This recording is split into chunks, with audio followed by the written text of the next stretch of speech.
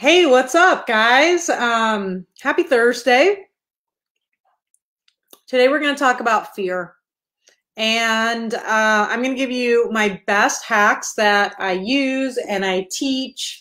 And aren't you guys tired of letting fear get in the way of what you want to do and who you want to be and ready to kick it to the curb? A lot of times in our quarterly reviews with our clients, we'll ask, what do you want more of in your life and what are you done with? And overwhelmingly, we get this response with what are you done with is I'm done of having fear dictate what I do and I don't do. And so if you guys are watching this, what I want to know is, first of all, are you done with having fear dictate you? So if you're done, hey, Cami, right in the comments, I'm done with fear, because we're gonna talk about how to get rid of it in this video today. All right, so I have 3 hacks, an emotional one, a mental one, a physiological one. And then I have a couple of bonus tips. Jamie, what's up? Hi. Jamie and I had tacos in Dallas and wine all in the same day. It was amazing. It was such a great day. Now I just made everyone feel bad. Shoot. That was probably not cool. Good morning. Good morning, Anita. I think it's 3:30. Okay, so let me just get into the hacks. Obviously, still getting used to doing Facebook Lives and with all this stuff and not having to be able to see you. And, we all have stuff that we are working on and we're trying to improve. And you guys are trying to improve on fear and I'm trying to improve on Facebook Lives. So here we are. Number 1, so I have a mental hack. And this is something that I do when I'm feeling afraid or nervous. By the way, if you're feeling like you're always afraid or nervous, I don't want to do this on camera, but I pretty much always have sweaty pits because I constantly is this good enough? Am I enough? All that stuff. So that's normal. But here's how I overcome it and help my clients too. Okay, so mental hack. Use your imagination for good and not evil. So a lot of fear comes from I'm going to do outreach or I'm going to ask this question. And then you imagine all the bad things that are going to happen. And guys, that's just our imagination. It's not real, right? There's a great quote that I heard about not worrying works. 95% of the things I've worried about they don't come true. And a lot of that's what fear is, right? It's our imagination thinking the worst is about to happen.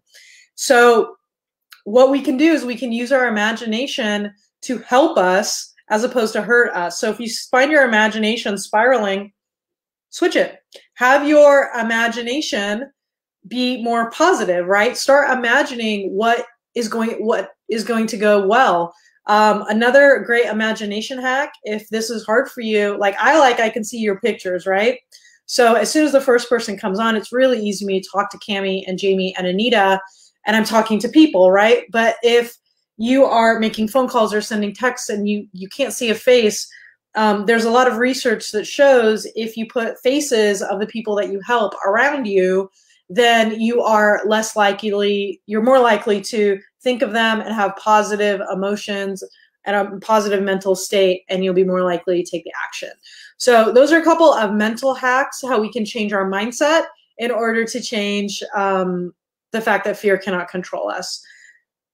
Okay, next one is just a wording hack that also changes our mindset. So one year I was doing the happy birthday special, and the happy birthday special is during my birthday. On my birthday, we typically do a huge discount on something. And it's always really, really fun. It's the biggest sales day of the year, which is great because it's my birthday and that's what I want for my birthday is a big sales day. So that's what we do. And I was messaging some people because I thought this would be a really good thing for them. But I was doing it wrong. I was messaging them hey, do you want to get the happy birthday special? Which basically set up rejection for me, where I was hey, would you like this thing or would you like to reject me and make me feel like a loser?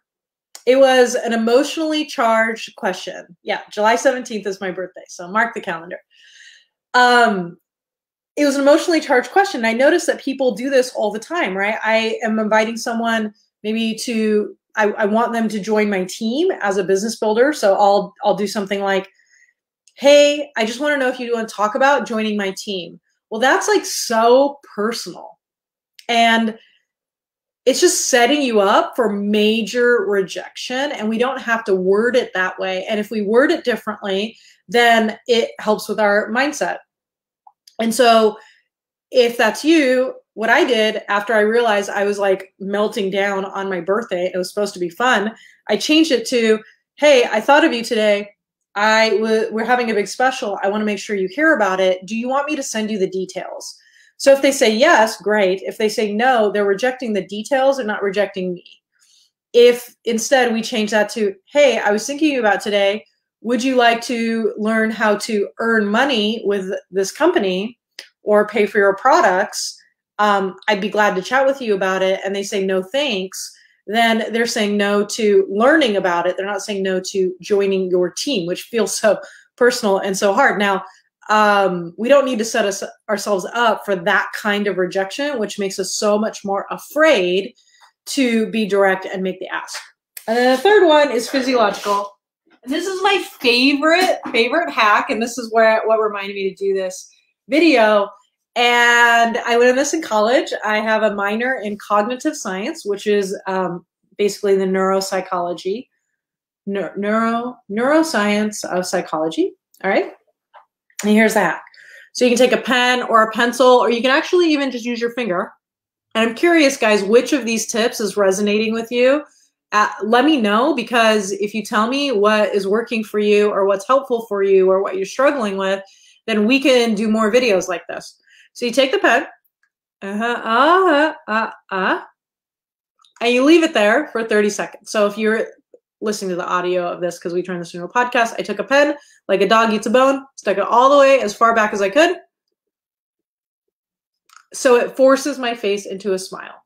So this action triggers a muscle that's back here, and actually sends something to your brain, and it neutralizes your ability to have fear. And it works physiologically. It's actually a neurotransmitter thing, which means it works like every single time. So one of my clients told me that she actually has clinical anxiety, and she was in a room and she was literally about to have a panic attack.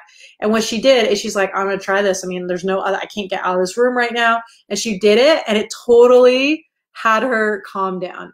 And it works because it sends something to your brain that says, we're not allowed to feel fear right now. The hack is, here it is. If you're smiling, you are physiologically incapable of feeling fear. And that's why joy, and that's why community, and that's why fun and laughter are such important parts of our business. Not just because like, woo, unicorns and rainbows, but from a neuroscience perspective, the happier you are, the more we're smiling, the less afraid we are, and the more action we can take, because fear tends to paralyze action.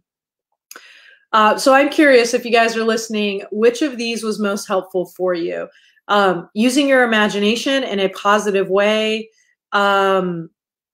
changing your words so that the rejection doesn't sting, or my pencil trick.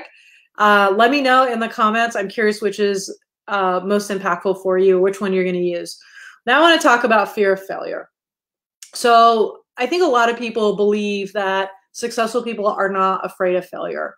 And I'm actually going to argue the opposite. I think successful people are like the most afraid of failure. I am terrified of failure. And because I'm terrified of failure, right, I have a couple of choices.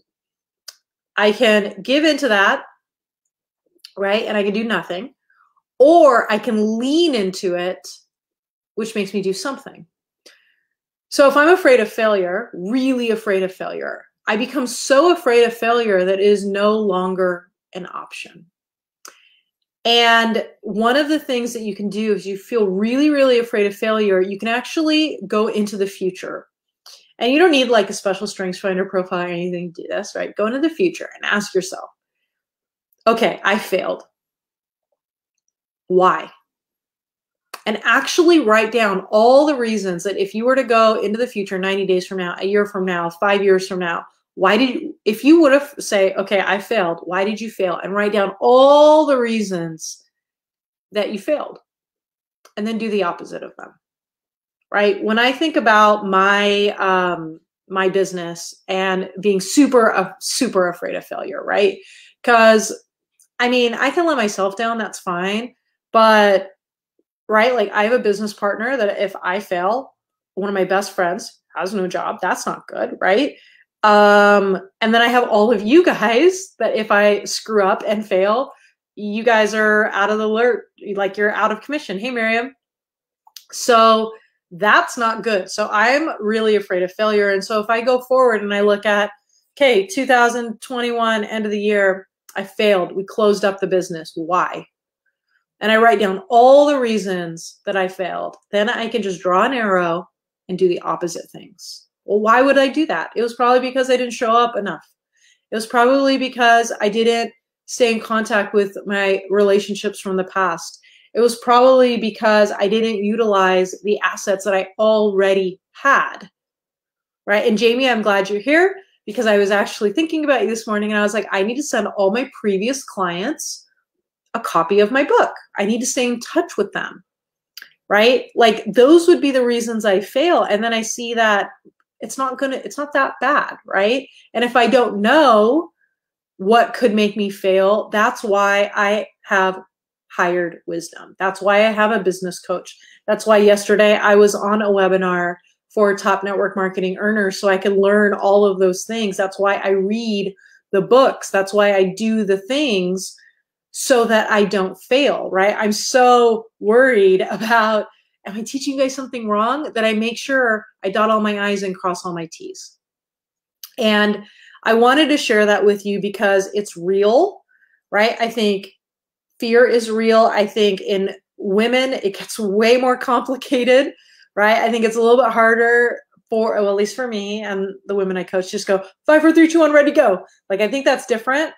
I know that works for a lot of people, but I wanted to give you guys something just a little bit more thorough to know that, first of all, if you're afraid, you're not alone. Second, there are actually things that you can change about the way you approach your business that can make it less fearful, right? Instead of always feeling like you have to plow through the fear, because that is exhausting, guys. Like if all you're like, I'm afraid, but I'm gonna keep going, I'm afraid, like that's a really good way to become emotionally exhausted. And I don't want to be emotionally exhausted anymore. So I thought those things would help you. Let me know which ones were the most helpful for you. And if you want to help make a plan, right? Part of eliminating fear is to have a good strategy, is to have a good plan, is to have the right words to say, because we're in communication business. It's to practice and have some accountability and have an expert set of eyes looking at your stuff to make sure you know you're doing it right. To this day, after 4 years, I still run all my decisions by my business coach to make sure I'm not doing something crazy, right? She checks our ads and things like that. And that's what we do for you, right? I have someone that does that for me so that I can do it for you. So if that is something that you think would be helpful to talk about, I want to encourage you to sign up for one of our focus sessions. We meet with someone on our team. What we'll do is we'll go over your goals, your challenges, tell us your fears. We're not afraid of them. In fact, it'll probably make you feel better. And then what we will do is help you to find a way out. Whether or not you want to work with us to help you out, that's not a big deal. But you'll be able to take that plan and either implement it yourself, or I'll be able to do that with you. So if that sounds like something that would be helpful for you, just go ahead and comment chat. I'll also put a comment in just a second after I'm done recording with the link on how you can sign up for that.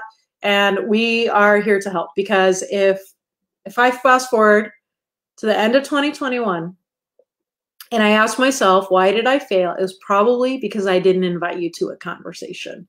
So I want to invite you to a conversation with our team. And I want you guys to know that we care about you and we want to see you be successful. So if you guys need anything, you know where to find me, and write chat and we'll see how we can help. All right, that's it for today, guys. I'm going to finish I got my chips and guacamole here because it's important to eat chips and guacamole every day if you can't have French fries. All right. Have a good day, friends.